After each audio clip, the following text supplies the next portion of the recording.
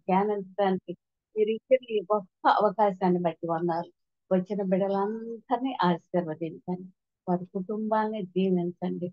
వాక్యము ప్రభు నీది ప్రభు, నీ చిత్త ప్రకారము మీరే ఆ బిడ్డలకు బోధించి మహిమతో నింపి మమ్మల్ని అందరినీ కాచి కాపాడి సంరక్షించమని యేసుక్రీస్తు నామంలో వేడుకుంటూ ఉన్నాము తండ్రి. ఆమేన్. ఆమేన్. ఇది ఈ దినాన మరి ఈ ఈ 7 మాటల మీద ఆ ఎంత టైం ఉంటే అంత కొంత మాట్లాడదాం అనుకుంటున్నాను.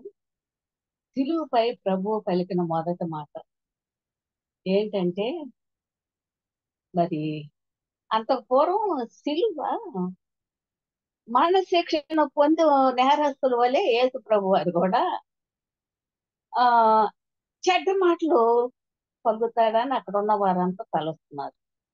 కానీ యేసు ప్రభు వారు ఏం చేశారంటే ఒక మంచి ప్రార్థన, శృతి మెత్తని ప్రార్థన, మెల్లని చల్లని స్వరముతో క్షమాపణ గురించి ప్రార్థన వినబడిందండి. మొట్టమొదట శిలువపై పలికిన మాట, తండ్రి మీరేమి చేస్తున్నారో వీరెరుగరు గనక వీరిని క్షమించుము. అది కదా మొట్టమొదటి. అయితే ఇక్కడ మరి వీరేమి చేస్తున్నారో వీరిని క్షమించుము అంటాడు. అంటే లూకా 23:34. క్షమించేది ఎవరిని?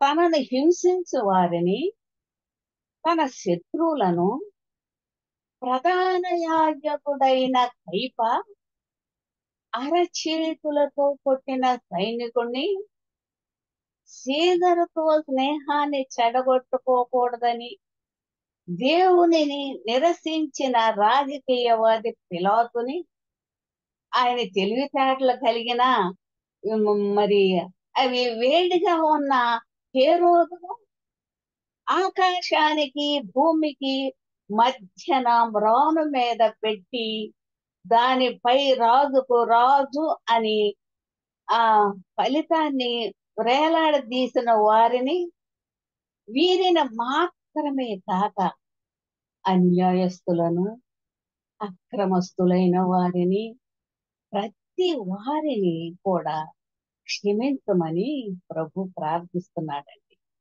నిజంగా వీరికి ఎవరికి కూడా మరి తాను చేస్తున్నది ఇది నేరం అని అసలు వారికి ఎవరికి తెలియదు. వారికి తెలిసింది ఏంటి? తెలిసి కూడా దాన్ని అలాగే జరిగిస్తున్నారు అని కొంతమందికి అయితే తెలుసు. అయితే వీరు చేస్తున్న నేరం జీవాన్ని మరణాన్ని చేసే తీర్పు ఇస్తున్న న్యాయాన్ని తప్పుదారి పట్టిస్తున్న తీరు, క్రీస్తుకు బదులు బరబ్బాని విడుదల చేస్తున్నారు. ఏ విధమైన నేరం అనగా అక్కడ ఉన్న కొండలు కోనలు నిర్మించి సంచరించిన వారి పాదాలను ఒక చెట్టు కొమ్మకు పట్టడానికి వారందరూ తీర్మానించుకున్నారు. వీరు ఏమి చేస్తున్నారు తప్పు అని వారికి తెలుసు, అయినా దానిని అలాగే కొనసాగిస్తూ ఉన్నారు. వారు గ్రహించారో లేదో గాని ఇప్పుడు వారు కారుస్తున్న రక్షణే ఆహా, వారు కారుస్తున్న రక్తమే వారిని విడుదల చేయడానికి శక్తి కలిగిందని వారు ఏ మాత్రము గ్రహించలేదండి. ఇక వారికి ఎన్నటికీ రక్షణ కలుగదు, పైపెచ్చు వారికి తీర్పు కలుగుతుంది. వారి అమాయకత్వపు పాపములోనికి నడుపుట ద్వారా అక్కడ ప్రభువు చెప్పుతున్న ప్రార్థన వారు విన్నారు.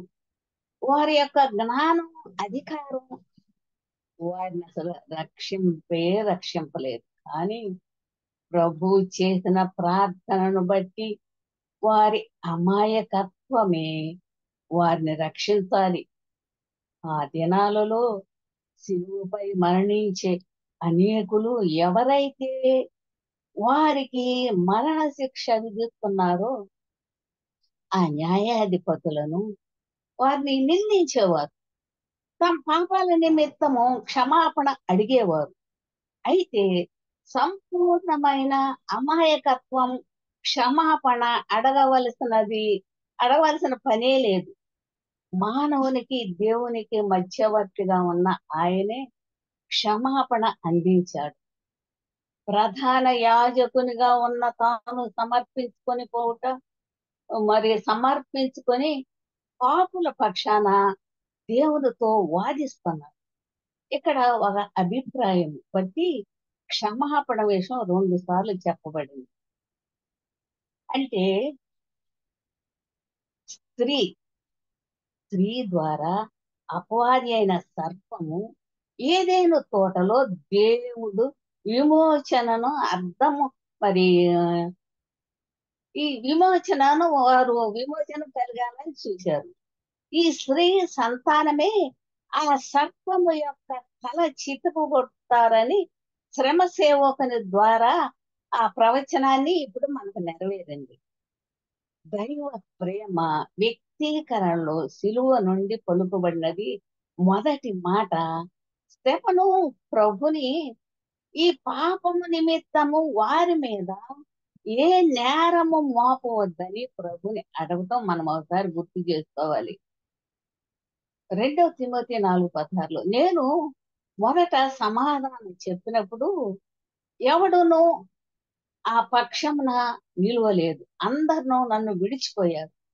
ఇది వారికి నేరముగా ఉండుటకు గాను ఇట్లా స్టెఫను పౌలులు ప్రభు వలె కాక ప్రభు చేస్తున్న ఈ సిలువపై ప్రార్థనలో మొదటి అంశము క్షమాపణ అనున్నది.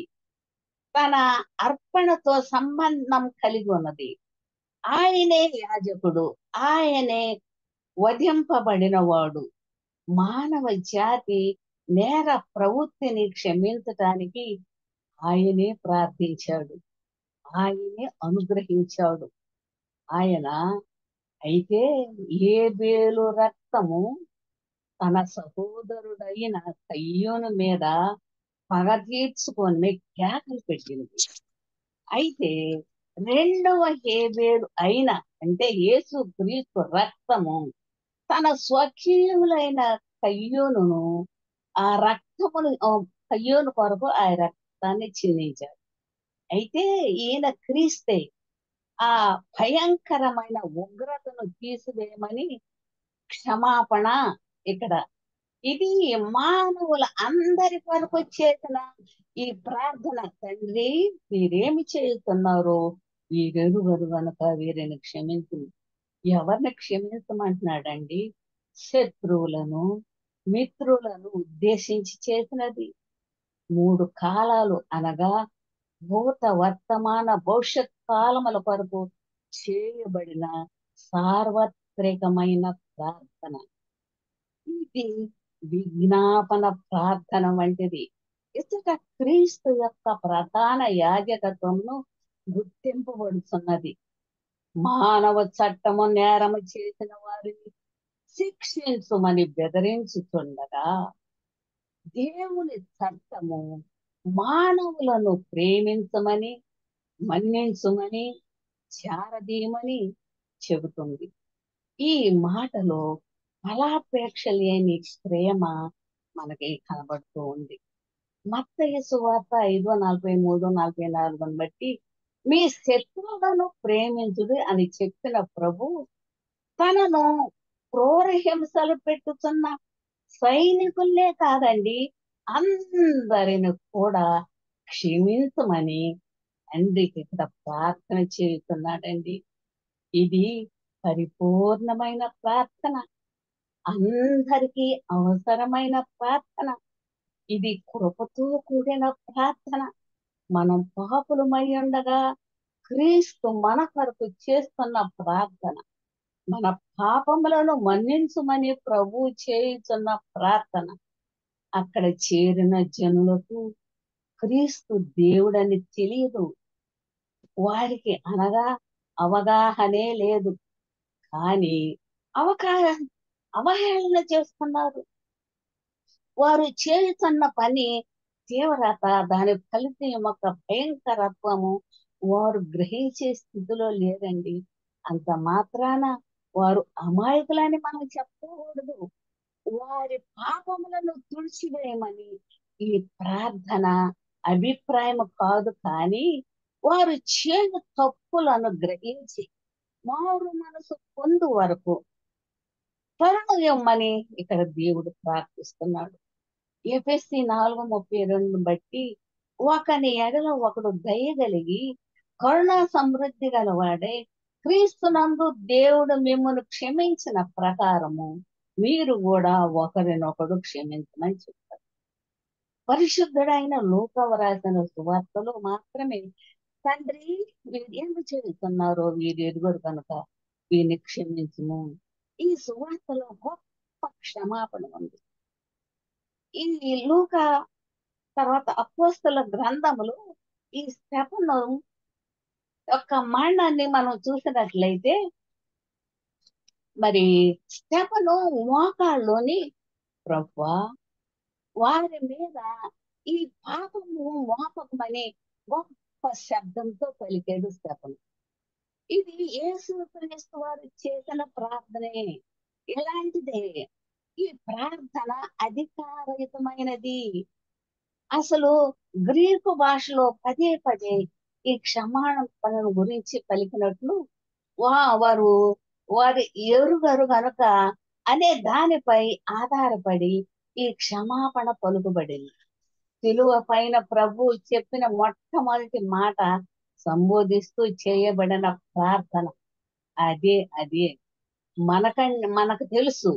మొదటిగా ఆ సిలువ వేత కార్యక్రమం చేస్తున్న వారు జరిగించుతున్న వారు దాని చివరి దాకా జరిగించుటకై ఈ ప్రార్థన సహాయపడింది.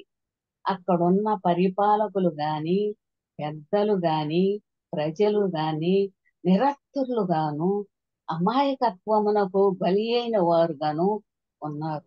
దేవుని కుమారుడైన క్రీస్తు తనను తాను రిక్తునిగా చేసుకున్న విషయము వారు గ్రహించకపోయారు. తన మరణము ద్వారా ఖాళీ పాత్రగా ఉన్న మానవ జాతిని నింపుటకై మనుష్య కుమారుడుగా ఈ మరణమును పొందుతున్నాడు. కాబట్టి యేసుక్రీస్తు వారు శ్రమ పెట్టు సందర్భంలో మానవుని అమాయకత్వమును జ్ఞానమని తలంచిన వారు కానీ దేవుని ప్రమాణము చొప్పున దానిని చూచిన వాడు మానవుడు. మరి మానవుని తెలివి అంతయు అమాయకత్వముగాను తెలియని తనముగాను ఉన్నది. రక్షణ అనేది తెలివితేటలకు సమకూర్చుకొనుటలో, జ్ఞాన సముపార్జనలు లేదు గాని అమాయకత్వాన్ని అంగీకరించుటలో ఆకర్షణ ఉంది. ఎప్పుడైనా మానవుడు తన అజ్ఞానాన్ని అంగీకరిస్తే తాను జ్ఞాన సంపుడు కాగలడని మనం తెలుసుకోవాలి.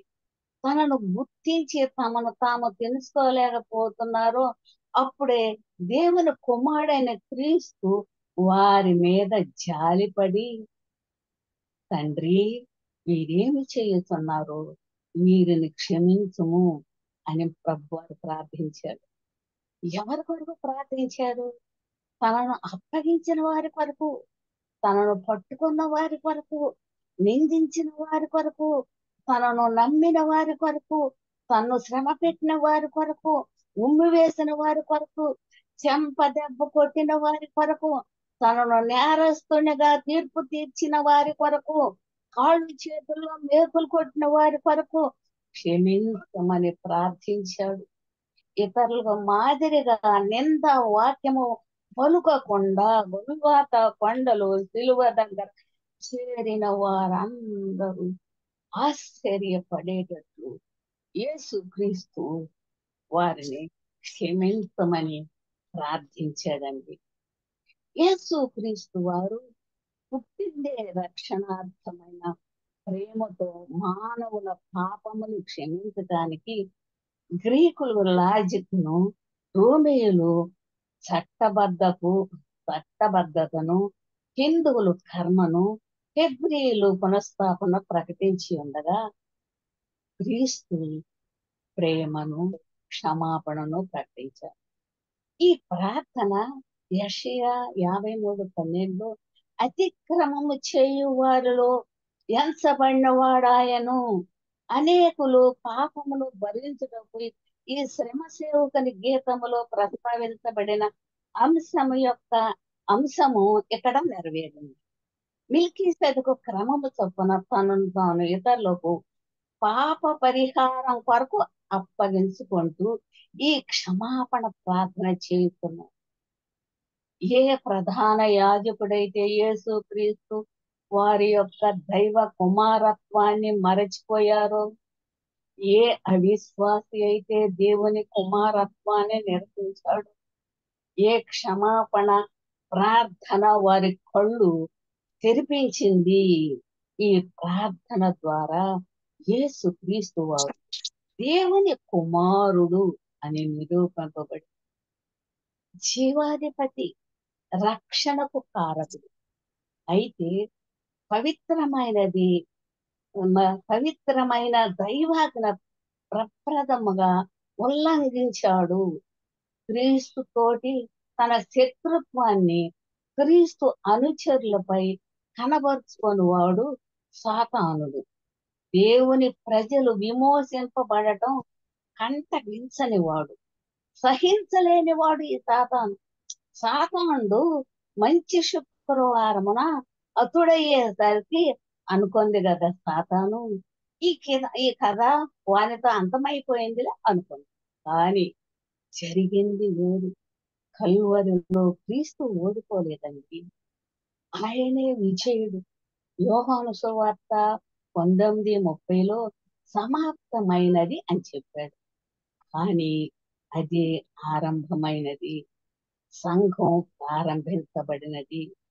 సిలువ నుండి స్రవించిన రక్తపు బొట్టులో నుండి సంఘం పుట్టుకొచ్చింది. ఆయన రక్తమే విత్తనం, ఆ రక్తములో రక్షణ విత్తనం తడిసింది. ఆయన ఖాళీ సమాధిలోనికి వ్రేళ్లు తన్నాయి, ప్రపంచానికి ఎగబాకింది. ఆవగింజంత విశ్వాసం రక్షణ వృక్షంగా ఎదిగింది. ఆత్మఫలం ఫలించడానికి ఆంతర్య వృక్షం. ఈ ప్రార్థన ద్వారా సమస్త మానవాళి అనగా యూదులు, గ్రీకులు అని కాక అందరూ దేవుని కుమారులే అని విశదీకరించబడింది. ఆయన దేవుని కుమారుడై ఉండి విధేయత అగుపరిచాడు. క్షమాపణకు అవసరమైన దానిని సాధించి పెట్టాడు. ఈయనే మెస్సయ్య, పాపములు క్షమించువాడు. జీవించింది, మరణించింది ఈయనే. మానవులందరూ దేవుని కుమారులు అవుటకు ఈయన జీవించాడు. మానవాళి దేవుని కుమారులుగా క్రీస్తునందు గుర్తించబడింది. తనను చూచిన వాడు తండ్రిని చూచినట్లే దేవుని సంపూర్ణతకు కూడా యేసుక్రీస్తునందు నిండి ఉంది. ఆయన ఎక్కడ ఉన్నాడు, అక్కడ ఉన్నాడు అనగా భూమి మీద జీవించుతున్నాడు. అదే తరుణంలో పరలోకంలో జీవించాడు. ఇక్కడ మానవుడుగా, అక్కడ దేవునిగా ఉన్నాడు. అంతటా ఆయన వ్యాపించి తండ్రి అయిన దేవుని వదలకయే తల్లి గర్భములో జన్మించాడు. ఈయన 2 సార్లు కుమారునిగా ఉన్నాడు. దేవుని కుమారునిగా మనలను నిర్మించాడు. మనుష్య కుమారునిగా మనలను పునర్నిర్మించాడు.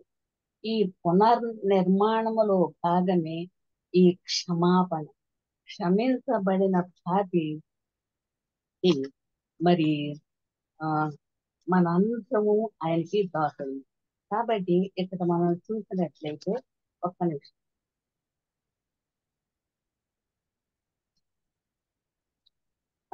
అయితే ఇక్కడ మనం చూసినట్లయితే ఈ మాట యొక్క ఉద్దేశము ఇది పరిపూర్ణమైన ప్రార్థన. అన్ని తరముల వారికి అవసరమైన ప్రార్థన. ఇది కృపతో కూడిన ప్రార్థన. మానవులు పాపులై ఉండగా క్రీస్తు కొరకు ప్రార్థన చేస్తున్నాడండి. ఇది పరితాత్మతో కూడిన ప్రార్థన. శత్రువులు చేస్తున్న హింసాకాండను సహించుచు సనగక కోపపడక వారిని మన్నించుమని చేస్తున్న ప్రార్థన. కాబట్టి మానవుల కొరకు క్రీస్తు దేవునితో వాదిస్తున్నాడండి. క్రీస్తును సిలువ వేస్తున్న ప్రజలు తమ పాపములను గ్రహించే స్థితిలో లేరు. సాతానుకు బందీలయ్యారు. వారు క్షమించడం మాత్రమే కాదు కానీ వారు చేస్తున్న పాపమును గ్రహించట్లేదని వారు పక్షముగా దేవునితో మనవి చేస్తున్నాడు. క్రీస్తు వారి వరకు చేస్తున్న ఈ ప్రార్థన చెవిటి వారి శంఖము ఊదినట్లుగా ఉంది. విని గ్రహించే స్థితిలో వారు లేరు. శిలువ మీద వేలాడుతున్న క్రీస్తు దేవుడని వారికి అవగాహన కావటం లేదు. కానీ అవహేళన చేస్తున్నారు, ఆయనను దూషించుతున్నారు. పాపము యొక్క ఫలితము వారు ఊహించే స్థితిలో లేదు. ఇది వారి అమాయకత్వం అని చెప్పలేము. క్రీస్తు ఈ ప్రార్థన చేయుటలో ఏ షరతు లేకుండా వారి పాపములను కొట్టివేయమని చెప్పటల్లా, కానీ వారు చేయు తప్పులను గ్రహించి మారు మనసు పొందు వరకు కరుణ మిమ్మల్ని ప్రార్థిస్తున్నాడు. ఆయన మన్నిస్తున్నాడు గనక నేను మన్నింపవలేను అన్నది చట్టము. దీనిలో సంపూర్ణత లేదు. ఆయన మన్నించి ఉన్నాడు కనుక నేను మన్నించగలను అన్నది ఆలోచన మాత్రమే. కాబట్టి మనమందరం కూడా తండ్రి మీరేమి చేస్తున్నారు, మీరు ఎదుగురు కనుక నిన్ను క్షమించమని ప్రభువారు చేశారు. ఇక్కడ రెండవ మాట, మన్నించబడిన పాపికి పరదేశి. మన్నించబడిన పాపి. రెండవ మాట, నేడు నీవు నాతో కూడా పరదేశులో ఉంది. లూకా సువార్త 23:39-43 మనం చూస్తే, కుడి చేతి వైపున సిలువ వేయబడిన నేరస్తుడు సిలువ మీద క్రీస్తు పలికిన మొదటి మాట విని మారు మనసు పొంది రక్షించబడ్డాడు. ఈ నేరస్తుడు చేసిన ప్రార్థన, యేసు నీవు నీ రాజ్యములోనికి వచ్చినప్పుడు నన్ను జ్ఞాపకం చేసుకోమంటాడు. వీనిలో ఈ మార్పుకు కారణము, మొదట రెండు వైపుల సిలువ వేయబడిన దొంగలు క్రీస్తును గేలు చేయవారిలో కలిసి ఆయనని ఎగతాళి చేసి ఉన్నారు. వీరికి క్రీస్తు ఒక మహావీరుడుగాను, ఖడ్గము చేబూని యూదులను రోమియుల బానిసత్వం నుండి విడుదల చేయు మెస్సయ్యగా తలంచారు. క్రీస్తు శిలువ మీద నుండి పలికిన మొదటి మాట మరి వారిలో చైతన్యం కలిగించింది. తన జీవిత కాలంలో ఇట్టి గొప్ప మాటను పలికిన రాజకీయ నాయకులు గాని, యూదామత నాయకులు గాని, తమ నాయకుడు బందిపోటు దొంగ బరబ్బా గాని ఎన్నడూ ఉచ్చరించలేదు. ఈ మాట వాని హృదయమును తాకింది. ఆ దొంగ హృదయాన్ని కుడివైపున దొంగను తాకింది. వాని హృదయము చెలించి ఒక కంపము చెలరేగింది. ఆశ్చర్యముతో కూడిన భయభక్తులు అతనిని ఆవరించాయి. క్రీస్తు పలికిన మొదటి మాట ఇతని నోరును మూయించింది. ఈ నేరస్తులు శత్రువులు మాట్లాడు మాటలు వినుచున్నాడు. క్రీస్తు పలికిన ఈ మాటను వినుచున్నాడు. కానీ క్రీస్తు కీడుకు ప్రతి కీడు చేయక కీడుకు మేలు చేయు దైవ మనస్సును కలిగి ఉన్నాడని మనందరము గుర్తించాలి. క్రీస్తులో ఉన్న ఈ గొప్ప మన్నింపు హృదయము నీవు ఆకర్షించాలి. ఇచ్చట కూడి ఉన్న మానవుల యొక్క గుణగణములను, క్రీస్తులోని గుణగణములను, తనలోని గుణగణములను పోల్చుకొని క్రీస్తే దేవుడని నమ్మినాడు. ఈ కల్వరి మీద ఒక గొప్ప అద్భుతం జరిగినది. ఒక పాపి క్రీస్తు వలన మన్నింపబడి రక్షింపబడినాడు.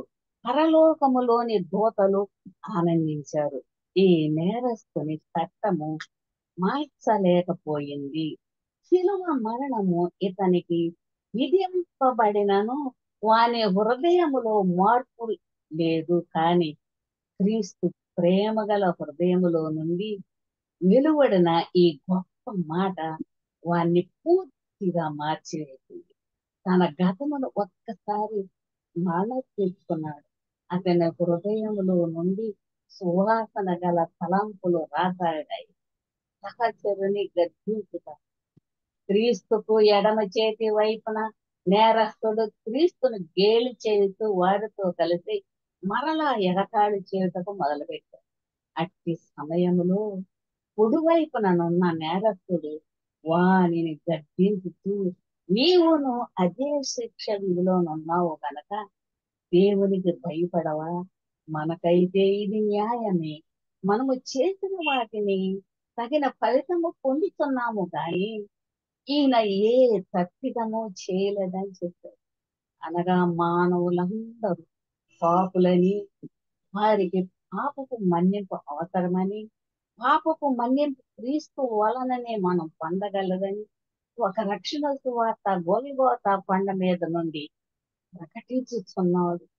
క్రీస్తు ఇచ్చిన జవాబు, కుడి చేతి వైపునున్న నేరస్తుడు యేసును సంబోధించి, యేసు, నీవు నీ రాజ్యములోనికి వచ్చినప్పుడు నన్ను జ్ఞాపకం చేసుకోమని ప్రార్థించాడు.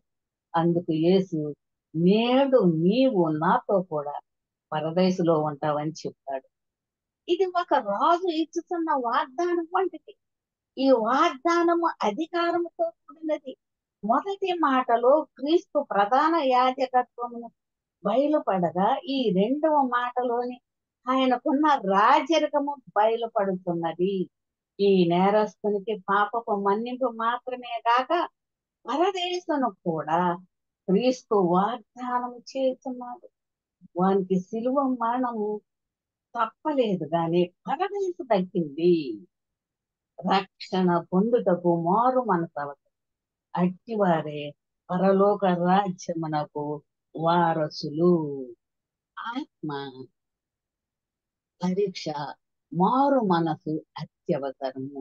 ఎడమ చేతి వైపునున్నవాడు ఈ సువార్తను విన్నాడు గాని సాతాను వాని హృదయమును మూసివేసి, అనగా వాని హృదయము కఠినపరచదు. అందువలన ఇతనికి పరదేశు పక్కలేదు.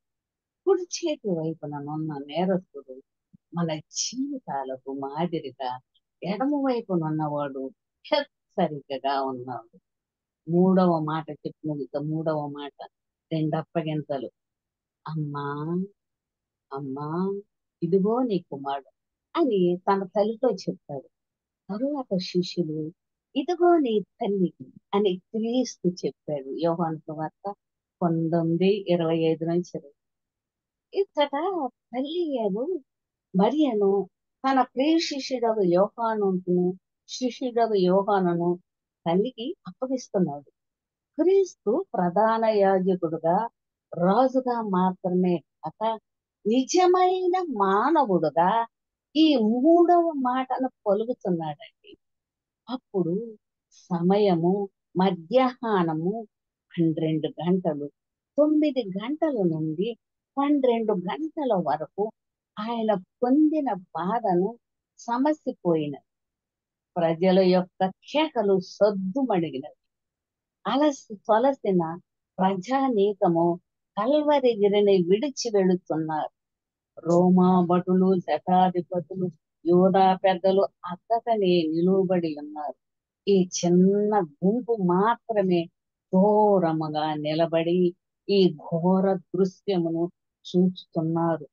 దుఃఖము వలె చనిపోవుటకు సిద్ధముగానున్న మన ప్రియ రక్షకుని చూచుటకు సమీపిస్తున్నారు. వీరు క్రీస్తు తల్లియగు మరియ, ఆయనను ప్రేమించిన శిష్యుడు యోహాను, మరియు భక్తి గల ఇతర స్త్రీలు. క్రీస్తు తల్లి మరియ పరిస్థితి, సిలువ మీద ఈ భయంకర దృశ్యం చూసిన తల్లి హృదయము తప్పించుతున్నది. క్రీస్తును ఓదార్చుటకు గాని రక్తము తుడుచునట్టి స్థితిలో లేదు. తన ఒడిలో, తన కౌగిటిలో పెరిగిన క్రీస్తు తెలివి కలిగి భక్తితో కూడిన ఒక నజరేతు బాలుడని తెలుసు. తల్లిని పరామర్శించవలసిన యవనస్తుడు శిలువ మీద బాధపడి మరణించుటకు సిద్ధంగా ఉండటానికి హృదయం అంతా కోతగా ఉంది. సుమియోను భక్తుడు ప్రవచించిన రీతిగా మరియ హృదయములో ఒక ఖడ్గము ఈ దినమున చూసిపోయినంది. మరి ఆమె తన కుమారుడు క్రీస్తు రావలసిన మెస్సియ అని, దైవ కుమారుడని, దేవుని చిత్తమును జరిగించుట ఆయన ముఖ్య కర్తవ్యమని, మానవులందరికీ ఆయన రక్షకుడని ఎరిగి ఉన్నాడు. క్రీస్తు ప్రభు తల్లిని చూసి జాలి పడ్డాడు. దగ్గరలోనున్న తన తల్లి వైపు, యోహాను వైపు క్రీస్తు చూస్తున్నాడు. తల్లి విషయము పరితాపము పడుతున్నాడు. దేవుని చిత్తమును నెరవేర్చుటలో కొన్ని పర్యాయాలు అడ్డుపడిన తల్లి మనసు కష్టపెట్టిన క్రీస్తు ఇప్పుడు ఆమెను నిజమైన మానవ తల్లిగా గుర్తించుతూ, ఆమెను పోషించుతూ, బాధ్యత ఎందు ఆశ కలిగి ఉన్నాడు. తన పోషణలో ఉన్న ఒక తల్లికి భవిష్యత్తులో ఒక పోషకుడు అవసరము. క్రీస్తు శిలువ మీద వేదన పొందుతున్నప్పటికీ ఆయన తల్లి విషయము మరవల. భర్త లేకపోవటము, ఇప్పుడు కుమారుడు లేకపోవటము, తల్లి ఎట్టి దీనావస్థలో ఉన్నదో క్రీస్తు ఎరిగి ఆమెను తన శిష్యుడైన యోహానుకు అప్పగించుతున్నాడు. ఏలయనగా యోహాను మరియకు తగిన పోషకుడు. యోహాను మరియ చెల్లెలకు మరి సొలొమేలకు కుమారుడు, సజ్జనుడు, భక్తి గలవాడు, నెమ్మది గలవాడు, మంచి గురు శిష్యులు, ఒకరినొకరు గాఢంగా ప్రేమించుకున్నవారు. మరియ యోహానును మరియకు అప్పగించుతున్నాడు. మరియ మంచి ప్రేమ కలిగిన తండ్రి, భక్తి కలిగి స్త్రీ. క్రీస్తును భక్తి గల మార్గములో పెంచాడు. ఈమె యొక్క నడిపింపు, ఆత్మీయత యవనస్తుడైన యోహానుకు ఎంతైనా అవసరమని క్రీస్తు తలంచాడు. ఇచ్చట క్రీస్తు తల్లి మరి తల్లిదండ్రులు ప్రేమించమని ధర్మశాస్త్రములో చెప్పబడిన 4వ ఆజ్ఞను పరిపూర్ణముగా నెరవేర్చుచున్నాడు. యోధ మతాచార ప్రకారము తల్లిదండ్రులను పోషించకు బదులు కోర్బాను అనగా దేవార్పితమని చెప్పి తల్లిదండ్రులను పోషించు బాధ్యతను వదలుకొంటున్నాడు. కానీ క్రీస్తు తన తల్లిని గౌరవించి ప్రేమిస్తున్నాడు. ఇది మన సంఘానికి అంతటికి మాదిరికరంగా ఉన్నది. అనేక మేళ్లను అనుభవించి బిడ్డను తమ తల్లిదండ్రులను ప్రేమించి గౌరవించి పోషించాలి. తల్లిదండ్రులు పోషించు జవాబుదారి తనమును వదులుకొని ఇతరులపై ఉంచుట శోచనీయము. తల్లిదండ్రులు ప్రేమించకపోవట మన జీవితాలకు ఆశీర్వాదకరము కాదు. సంఘమునకు సభ్యులకు ఇటు ఆత్మీయ సంబంధం ఉన్నది. సంఘము, తల్లి, సభ్యులు, బిడ్డలు సంఘములను ఆత్మీయంగా నడిపించు భారము సంఘం మీద, సంఘమును పోషించు బాధ్యత ఉంది. కాబట్టి మనందరము సంఘము మీదే ఉండాలి. కాబట్టి శిలువ మరణము క్రైస్తవుల కంట దేవుని శక్తి అంటండి. ఈ శిలువ మరణము విశ్వాసులకు కేంద్రము. మానవుని విశ్వాసము దేవుని యందు కేంద్రీకృతము చేయబడింది. దేవుని రక్షణ శక్తిని తెలుపునది శిలువ. ఒకప్పుడు శిలువ మరణము తక్కువగాను సిగ్గుకరముగా ఉంది. క్రీస్తు మరణించిన తరువాత శిలువ మరణము క్రైస్తవులకు దేవుని శక్తి. శిలువ మరణములో సమస్యత ఉంది. శిలువ బైబులుకు కేంద్ర స్థానము. క్రైస్తవ్యానికి యేసు క్రీస్తు కేంద్రం. ఈయనే రక్షకుడు, పాలినదియు సంపూర్ణమైన రక్షణ దయచేయువాడు క్రీస్తే. సమస్త శోధనల నుండి, వేదనల నుండి మనలను విమోచించి, సంరక్షించి, ఆధ్యాత్మిక బల సంపన్నులను చేయగలిగిన వాడే మన ప్రభు. మన ఆధారం ఆయనే, మన ప్రధాన యాజకుడు ఆయనే, మన ప్రవక్త ఆయనే, మన రాజు ఆయనే. సర్వశక్తి కలిగిన ప్రభు. క్రీస్తు ఉంటే మరి క్రీస్తు ఆగమనములో గల ఆంతర్యము, దేవునితో ఉండే మహత్భాగ్యాన్ని మానవుడు పోగొట్టుకుంటాడని ఆయనకు ముందే తెలుసు. వ్యక్తీకరింపలేని ప్రేమను బట్టి, ఆయన మహత్ కృపను బట్టి, నిత్యత్వములో మానవుడు తన తోటి సహవాసం పునఃప్రతించటానికే దేవుడు తన రక్షణ సంకల్పములో తన కుమారుడైన యేసు క్రీస్తును ఈ లోకానికి పంపటం జరిగింది. ఆయన జీవితము, శ్రమలు, మరణము, పునరుత్థానము, ఆయన రక్షణార్థమైన ప్రతి చర్యలో దైవ రక్షణ అనుగ్రహించబడింది. ఆయన ఈ లోకానికి రావటం, శ్రమ పడటం, తిరిగి లేపటం, నిత్యత్వములో ఏనాడో దైవ సంకల్పములో ఒక భాగమే. ఏది కూడా యాదృచ్ఛికంగా గాని, అనుకోకుండా గాని జరగలేదు. నీతి మనలను కప్పింది. సమాధానము కొరకు నిరపరాధ రక్తము, మన విడుదల కొరకు ఆయన బంధింపబడ్డాడు. మనలను నీతిమంతులుగా తీర్చడానికి ఆయన నేరస్థాపన పొందాడు. నీవు నేను ఘనత పొందటానికి ఆయన అవమానం పొందాడు. మనకు నీతి కిరీటము కలగటానికి ఆయన ముళ్ళ కిరీటాన్ని పొందాడు. మనం రక్షణ వస్త్రం పొందినట్లు ఆయన అవమాన వస్త్రం పొందాడు, ధరించాడు. మనము నిత్య జీవము పొందటానికి ఆయన శిలువ మరణం పొందాడు. శిలువ నుండి స్రవించిన రక్తపు బొట్టులో నుండి సంఘము పుట్టుకొచ్చింది. ఆయన రక్తమే విత్తనం. ఆయన రక్తములో రక్షణ విత్తనము తడిచింది. ఆయన సమాధి అంటే ఖాళీ సమాధి.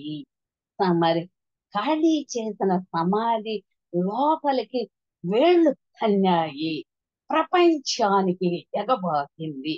ఆవగిన్నంత విశ్వాసం రక్షణ వృక్షంగా ఎదిగింది.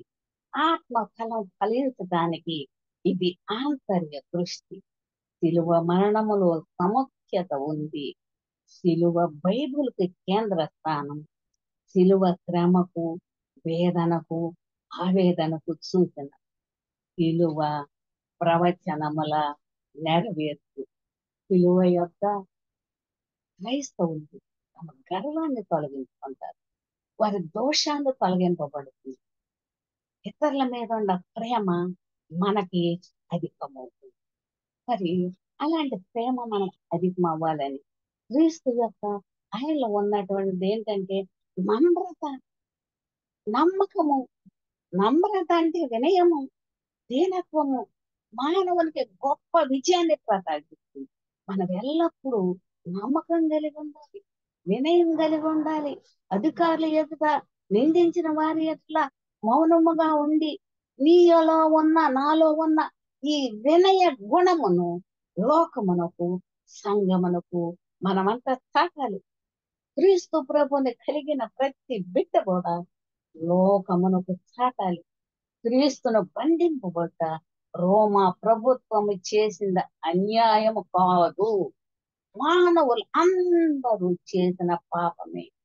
మనలను సాతాను బంధకం నుండి విడుదల చేయుటకు మన స్థానములో ఆయన బంధింపబడుతున్నాడు. దీనత్వం, గర్వం, క్రీస్తుకున్న నమ్రత, దీనత్వము, యథార్థత మనకుంటే ఎంతైనా సేవ చేయగలమని, మనం ఎంతైనా ఘనత వహించగలము. కాబట్టి మరి ఇక్కడ కొంతమంది ఏమంటారంటే అయ్యా నేను ఇక్కడ బాహాటముగానే చర్చిలోనే మాట్లాడాను కదా, మీరందరూ వచ్చి చూశారు కదా, సమాజంలో దేవాలయంలో నేను ఎప్పుడు బోధిస్తున్నాను, రహస్యంగా నేనేం చేయలేదని శాస్త్రి పరిచయంతో చెబుతాడు. ఎస్తగా ప్రశ్న వేసింది క్రీస్తు యొక్క మనస్తత్వం ఎరిగి ఉన్నాడు. ఎత్తగా క్రీస్తులు కాదు అడగవలసింది, వినిన ప్రజానే కానీ మనందరము ప్రజ ప్రజల యొక్క సహవాసంలో దేవుణ్ణి కలిగి ఉండాలి. మత సంబంధమైన న్యాయస్థానములో క్రీస్తు వదగ తేబడిన గొర్రె పిల్లలాగా ఈ సభలో విచారణ అక్రమతో కూడింది అయినా సరే మనందరి కొరకు ఆయన సిలువేయబడ్డాడు. క్రీస్తు ఆగమనముల అంతర్య దృష్టి దేవునితో ఉండే మహాభాగ్యాన్ని మానవుడు పోగొట్టుకున్నాడు.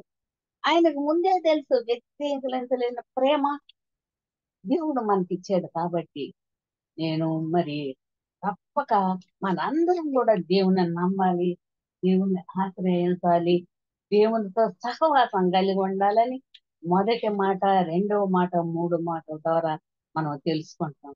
కాబట్టి ప్రతి బిడ్డ కూడా దేవుని యందు విశ్వాసం కలిగి ఉండాలి, దేవుని యందు ప్రేమ కలిగి ఉండాలి. ఆయన మనందరితో ప్రయాసపడి విత్తనానికి మరి పేదల ఆదరణ కొరకు ఆయన సులువ మరణం పొందారు. ఆకలిగా ఉన్న వారికి ఆహారం పెట్టడానికి ఆయన సులువ మరణం పొందారు. దాహముగా ఉన్న వారికి జలాన్ని ఇవ్వడానికి ఆయన సులువ మరణం పొందారు. యవ్వనులు మరి యవ్వనుల కవచాన్ని, వితంతువుల పోషణకు, క్రైస్తవుల నిరీక్షణ పొందటానికి ఆయన సులువ మరణం పొందారు. సులువ మరణ శాసనం అమలు పరచడానికి వాడిన సాధనము సులువ మరణ శిక్ష ఆయనను అంతగా బాధ పెట్టింది.